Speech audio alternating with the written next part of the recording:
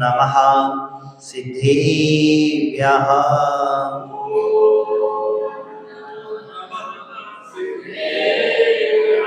ॐ नमः सिद्धिभ्यः।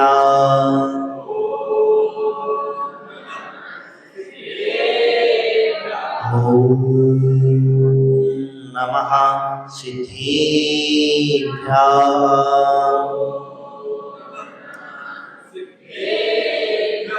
बोले देवादेवी खजराश आदिनाथ भगवान की, चंदा प्रभु भगवान की, काशनाथ भगवान की, शासन नायक महावीर भगवान की, चारित्र चक्रवर्ती प्रथमाचार्य श्री शांति सागर जी महाराज की, आचार्य गुरुदेव श्री धर्म सागर जी महाराज की, आचार्य गुरुदेव श्री विपुल सागर जी महाराज की, द्वादशांग जिनवाणी माता की।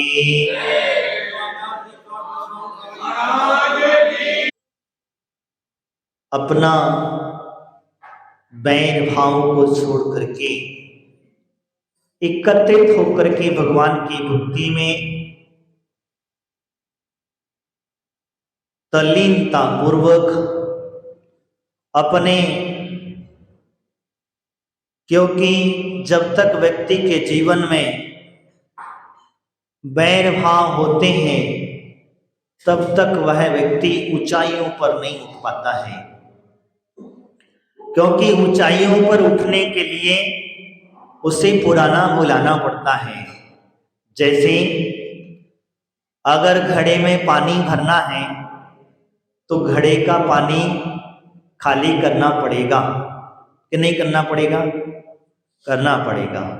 बिना खाली किए घड़े में पानी भरा नहीं जा सकता है। लेकिन अगर तुम कहो, विचार करो कि मैं इसे खाली भी नहीं करूंगा और भरूंगा भी, तो कैसा होगा? कैसा होगा? फैल जाएगा। उसी प्रकार से नया चला गया, नया आ गया, पुराना चला गया। और जब चला गया है तो हमारे जो बैर भाव हैं उन्हें भी अब छोड़ देना है, क्योंकि अब हमें नए की शुरुआत करना है। हमने अपना घड़ा खाली किया है, मटका खाली किया है। आजकल घड़े की कहाँ जरूरत पड़ती है महाराज, टंकी का जमाना है, और टंकी में भी फिल्टर का जमाना है। फिल्टर का जमाना है आजकल। तो क्या है, नल चालू करो और भर लो उसमें से, जहाँ कहाँ आजकल तो जमाना आ गया। लेकिन उसमें भी ध्यान रखना, बिना खाली हुए वो भी भरता नहीं है, ये विशेषता है। इसीलिए हमारे जीवन के अंदर से जब तक हम पुराने कर्म नहीं हटाएंगे, पुराने पापों को नहीं हटाएंगे, तब तक हम पुण्य के लिए जगह बचेगी कहाँ से। इसी प्रकार से हमारे लिए, हमारे जीवन में बैर आदि को छोड़ने की बात कही है। और आज से हम ये विचार करें कि हमारे जीवन में हम किसी से बैर भाव नहीं रखेंगे, क्योंकि बैर भाव जहाँ होता है वहाँ हमारी प्रगति रुक जाती है। क्योंकि बैरी व्यक्ति वो पता नहीं आपको कहाँ और किस समय पर अड़बंगा डाल दे, आपको रोक दे, आपकी प्रगति में हो सकता है बैर भाव के वजह से वह अंतराय डालने पहुंच जाए। क्योंकि बिना बैर भाव के वजह से व्यक्ति किसी को सताता नहीं है। अगर आप बिजनेस में आगे बढ़ रहे हैं तो क्या होता है, पड़ोसी से बैर हो जाए तो पड़ोसी तुम्हारी टांग खींच देता है। वो तुम्हारे बगल में उसके, तुम्हारी जो दुकान थी, तुम्हारा बिजनेस था, वही बिजनेस उसने खोल दिया। आपके कस्टमर थे सारे पड़ोस में शिफ्ट होते। ये सारी बातें क्यों होती हैं? ये सारा का सारा कारण एक बैर भाव के निमित्त होता है। और जहां आपके जीवन में बैर भाव समाप्त होने लग जाएगा, जिस तरीके से भगवान पार्श्वनाथ स्वामी ने अपने मन से बैर भाव, विरोधाभास निकाल दिया, तो वो ऊंचाइयों पर बढ़ते बढ़ते बढ़ते सिद्ध सला को प्राप्त कर लिया। और उन्हीं के भाई जो थे गुरु भाव के अंदर, स्व गुरु में के अंदर में, उन्होंने उस बैर को बांधा, उसने बैर बांधा। क्या? इस भाई की वजह से मुझे कष्ट सहन करना पड़ा, इस भाई की वजह से राजा ने मुझे निकाल दिया। अनेक अनेक प्रकार के बैर, तपस्वी तो बन गया, तपस्वी तो बन गया, लेकिन बैर अंदर से न गया, और उस बैर की वजह से ही 10 भवों तक कष्ट पाता रहा, दुर्गतियों में भ्रमण करता रहा, दुख को सहन करता रहा। इसीलिए मैं कह रहा था, बैर जो है किसी से मत रखना।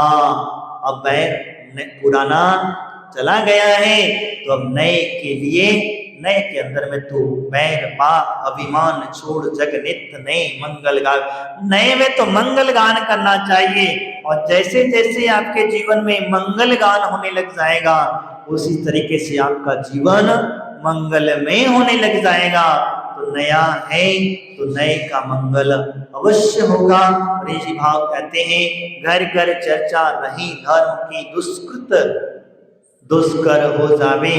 क्योंकि चर्चा धर्म की जो है वो घर घर होना चाहिए। आज हमारे घरों में चर्चाएं नहीं रहती हैं, हम घरों के अंदर में विवाद होते हैं।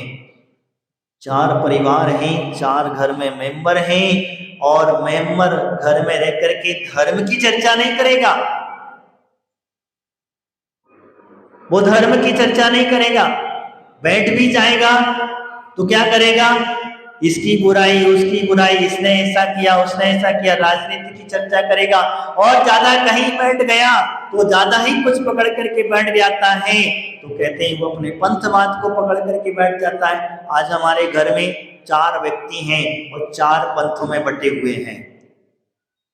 4 व्यक्ति हैं, 4 पंथों में बटे हुए हैं, और जब 4 पंथों में बट जाओगे तब मुझे बताओ, घर में धर्म की चर्चा होगी कि लड़ाई होगी? क्या होगा? वो कहता है मैं श्रेष्ठ, वो कहता है मैं श्रेष्ठ, वो कहता है मैं श्रेष्ठ। अब श्रेष्ठ है कौन, ये तो बता दो, है कौन, किस प्रकार से? तो इसीलिए घर में मात्र और मात्र पंथ के चक्कर में झगड़ा मत करना, संतों के चक्कर में झगड़ा मत करना, क्योंकि प्राय करके यही होता है। किसी महाराज ने कह दिया ऐसे पूजा करना, दूसरे महाराज ने कहा नहीं ऐसा नहीं, ऐसा करो। ठीक है, कोई माता जी आई, उसने कहा नहीं ऐसा करो। कोई ये लक्ष्मण आ गया, उसने ऐसा करो। अब तुम चारों जब एक जगह खड़े हो जाए तो क्या करेंगे? क्या करेंगे? चारों के चारों एक जगह खड़े हो जाए तो क्या करेंगे? तो झगड़ा करने लग जाएंगे। तो मुझे बता, धर्म चर्चा करते समय, धर्म ध्यान करते समय झगड़ा किस चीज का है और क्यों करते हो? जिसके भाव हुए मेरे भाव हुए हैं, भगवान के चरणों में फल फूल चढ़ाने के, फल फूल से पूजा करने के, भैया ठीक है कर ले। तेरे भाव हुए सूखे द्रव्य से पूजा करने के, ठीक है भैया तू भी कर ले। तेरे भाव हुए गीली द्रव्य से पूजा करने के, भैया तू भी कर ले। और तेरे भाव अगर कुछ और भी हुए पूजा करने के अलावा सिर्फ भाव पूजा करने के हुए हैं तो तू भी कर ले। वास्तविकता आप लोग बहुत अच्छे हो, कितनी सुंदर व्यवस्था, क्योंकि जहां जाते हैं वहां कुछ ना कुछ झगड़ा चलता रहता। वो कहता है ऐसा नहीं करता, वो कहता है ऐसा नहीं चढ़ा, वो यहाँ तो जिसको जो चढ़ाना है वो चढ़ा, लेकिन करो तो सही, भगवान के मंदिर तो आओ, भगवान की भक्ति तो करो, भगवान की पूजा पाठ तो करो, तुम्हें जो चढ़ाना है वो चढ़ाओ। कोई पद्धति का कोई विषय नहीं है, ये होता है धर्म ध्यान और घर घर चर्चा का विषय। इसी प्रकार से अगर हमारे घरों में भी इसी ही चर्चाएं होने लग जाए, सिर्फ और सिर्फ धर्म ध्यान की चर्चा होने लग जाए, तो हमारा धर्म ध्यान, वह ध्यान रखना, घर स्वर्ग बन जाएगा। क्या बन जाएगा? स्वर्ग बन जाएगा। घर जो है धर्म क्षेत्र बन जाएगा, घर जो है मंदिर बन जाएगा।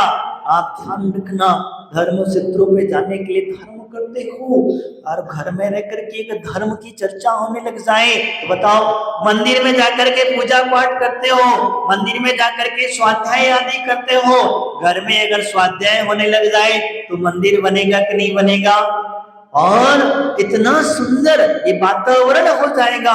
हमारे आचार्य भगवंत कहते हैं कि वास्तविकता में धर्म की चर्चा घर घर होना चाहिए। और इससे क्या होता है, इससे पता है क्या होता है? जितने भी दुष्ट आत्माएं होती हैं, जो परेशान करने वाले व्यक्ति होते हैं, धर्मात्मा को कभी कोई परेशान नहीं कर सकता है। और जहां धर्म ध्यान होता है वहां ये सब अपने आप पलायन होने लग जाते हैं। तो इसीलिए वास्तविकता में कहते हैं ये जीवन हमारा दुष्कर हो जाए, क्योंकि ये चर्चा करने का प्रावधान कहा गया है। जो चर्चाएं हमारे भगवान की भक्ति, भगवान की आराधना, यही भक्ति का भाव होता है। ऐसे भाव वास्तविकता सभी को प्राप्त हो कि हे प्रभु, हे परम पिता परमात्मा, आज सभी के जीवन में पुराना जो कुछ किया वो सब चला गया है, अब नया हुआ है। तो नया मंगलाचरण भगवान आदिनाथ की स्तुति से हुआ है। पता है, जब त्रेता काल का अंत हुआ, तीसरे काल का अंत हुआ, कल्प वृक्ष वृक्षने लग गए, अब कल्प वृक्ष नहीं बचे, तब वो प्रजा किनके पास पहुंची? नाभि राय के पास पहुंची और उन्होंने कहा, प्रभु अब क्या करें हम, अब तो सब गया, अब कुछ बचा नहीं है, हम तो भूखे हैं, परेशान हैं, सब कुछ है। तब उन्होंने कहा, चलो आदिनाथ प्रभु जन्म लिए हैं, उन्हीं से इसका कोई मार्ग खोजते हैं, वही इसका मार्ग बताएंगे। तब वो आदिनाथ भगवान के पास पहुंची, पुराना भूल गए। आकर के भगवान ने पहले तो सबको कहा भरपेट भोजन करो, क्योंकि उनके घर में कल्पवृक्ष था। सबको पहले तो उनका भरपेट भोजन कराया, सबको आनंद से। फिर इसके बाद में उन्होंने उपदेश दिया और उपदेश दे करके उन्होंने असी मसी कृषि वाणिज्य आदि का सठ कर्म का उपदेश दिया। क्योंकि अगर वो सोचते, ध्यान रखो, कल्प वृक्ष वाली व्यवस्था अगर सोचते रहते तो असी वसी कृषि वाणिज्य आदि का उपदेश सुन पाते? वो तो कहते नहीं, मुझे तो कल्प वृक्ष ही चाहिए, मुझे तो कल्प वृक्ष वाली ही व्यवस्था चाहिए।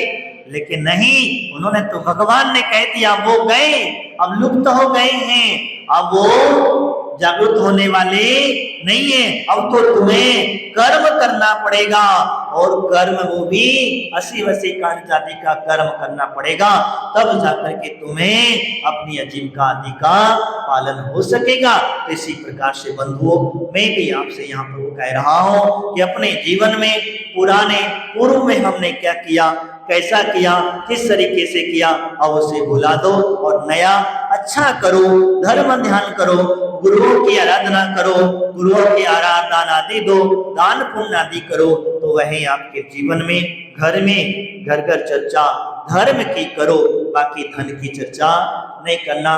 धन तो अपने आप आता ही रहेगा।